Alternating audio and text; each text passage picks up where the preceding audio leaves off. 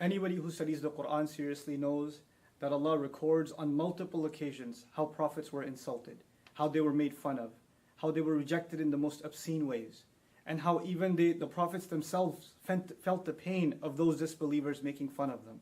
Nuh alayhi salam complains about how people found him disgusting and that they would plug their ears, with their fingers and walk away from him and pull their clothes back as a show of insult to him. And our Prophet is no exception, sallallahu alayhi wasallam.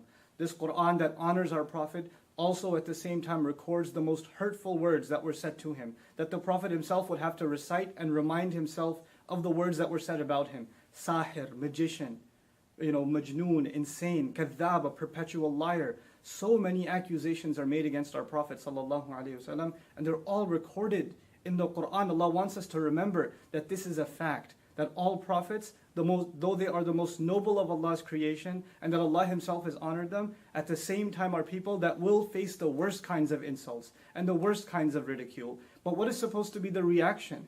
And if anybody's supposed to be angry and just be overwhelmed with rage when the Prophet is insulted, I would argue it would be his companions, whose faith, radiallahu anhum ajma'in, can't even be compared to yours and mine. But how come they don't react the way we do? How come they're not having any protests? How come they're not going out and yelling and screaming in rage?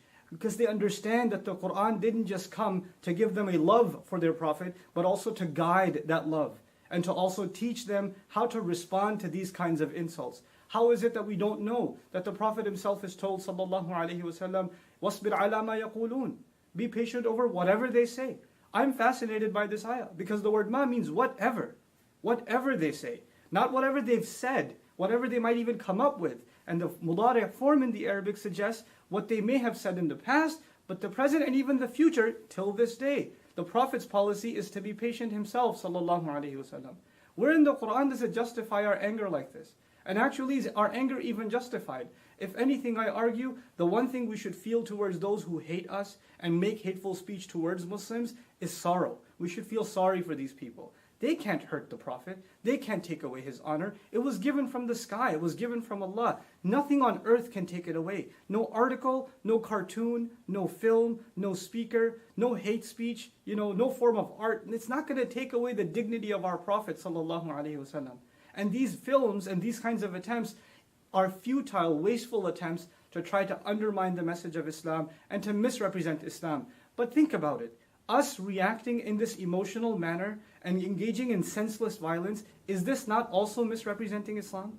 Aren't we doing exactly what people want, the enemies of Islam want for Islam to be misrepresented? If anything makes me angry, it's the anger at our own selves that we don't understand the policy of the Quran and how to respond to insults. Idfa' billati hiya ahsan. Respond with that which is best. Finally, I want to share with you guys, some people think that this was an early policy in Islam, that in the Meccan time of the Prophet, that he was supposed to be passive. But when the Prophet migrated and battles began like Badr and Uhud and Ahzab and Tabuk, etc., now the policy was not to be patient, and therefore we should take that. Let's look at Ali Imran, the battle of Uhud. What does Allah say to us? وَلَا تَسْمَعُنَّ مِنَ الَّذِينَ أُوتُوا الْكِتَابَ مِنْ قَبْلِكُمْ وَمِنَ الَّذِينَ أَشْرَكُوا أَذًى كَثِيرًا. You will absolutely hear hurtful words from those who were given the book way before you and people who commit idolatry and blasphemy with God. You will hear hurtful speech absolutely coming from them.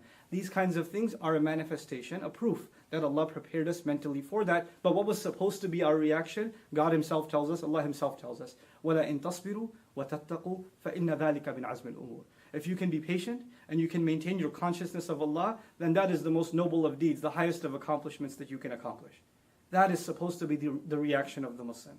This video was watched by 30 people? This loser and his cousins? Before we gave it support. We made it popular. We're the ones that are giving it more flame. And I want to end with this.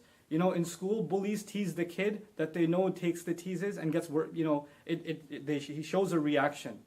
The more we react in this way, the more we're encouraging others to, pursue more hateful speech. We have to learn to respond in mature, civil, and higher discourse the way the Quran and the Sunnah of our Messenger, the legacy of our Prophet, expects from us.